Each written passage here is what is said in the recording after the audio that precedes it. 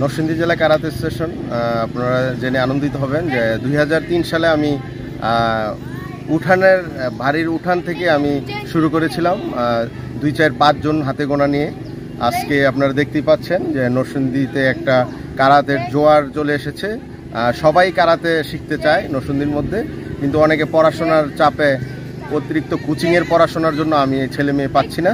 যারা কোচিং থেকে বেরিয়ে পড়াশোনার স্পেস দিয়ে আইসা কারাতে শিখে ওদেরকে দেখতে পাচ্ছেন।